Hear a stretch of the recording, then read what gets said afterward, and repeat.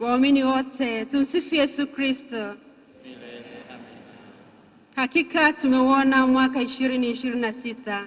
Tumshukuru Mwenyezi Mungu kwa neema na baraka hizi kwetu sisi sote. Hebu mwambie jirani yako, Mungu anakupenda ndio maana uko mahali hapa.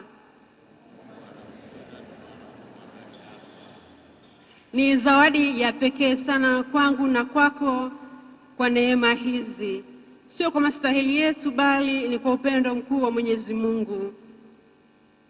Tuna sababu ya kumshukuru Mwenyezi Mungu na kuendeleza upendo ule ambao Kristo anatuhimiza kila wakati. Baraka ya mwaka huu 2026 tuisambaze hata kwa wagonjwa ambao wamelala kitandani muda huu, ambao kwa majumbani mwetu na ambao kwa mahospitalini. Kwako wewe na mimi hapa kuwa kanisani leo ni lile tendo la upendo kwa Mwenyezi Mungu, kuja kumwambia Mungu asante, kumshukuru kwa mwaka 2025 na kuanza naye tena mwaka huu 2026.